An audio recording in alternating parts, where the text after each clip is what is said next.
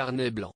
Plus d'un an après avoir annoncé ses fiançailles avec Colin Jost, Scarlett Johansson a dit oui à son compagnon depuis 3 ans lors d'une cérémonie intime qui s'est déroulée durant le week-end du 24 au 25 octobre.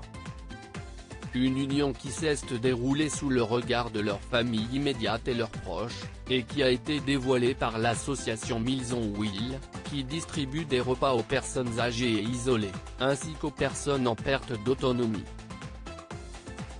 Si cette association a dévoilé cette grande nouvelle, c'est parce que pour leur mariage Scarlett Johansson et Colin Jost n'ont pas demandé les traditionnels cadeaux de mariage de la part de leurs invités, mais de faire des dons pour l'association Meals on Wheels. Leur souhait de mariage est de contribuer à faire une différence pour #MealsOnWheels. Vous pouvez faire un don ici pour célébrer l'heureux couple, a ainsi écrit l'association sur Twitter, qui a plus que jamais besoin de dons pour distribuer ses repas, notamment durant la pandémie de Covid-19 qui fait rage aux États-Unis. Colin Jost avait peur du mariage avant de rencontrer Scarlett Johansson en mai 2019 que des représentants du couple avaient annoncé leurs fiançailles, tandis qu'il avait commencé à se fréquenter 2 ans plus tôt. Auteur pour l'émission Saturday Night Live, c'est sur le plateau de l'émission de la chaîne NBC que Scarlett Johansson et Colin Jost se sont rencontrés.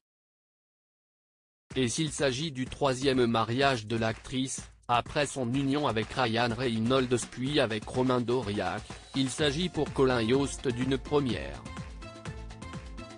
Et avant de rencontrer sa bien-aimée, il avait même peur du mariage.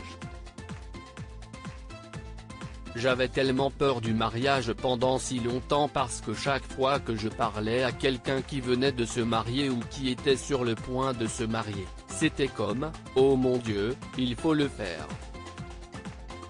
Qu'est-ce ce qui pourrait mal tourner ? Ensuite, vous parlez à quelqu'un qui est marié depuis 5 ans et qui vous dit « Ne vous précipitez pas là-dedans. Vous avez toute votre vie devant vous.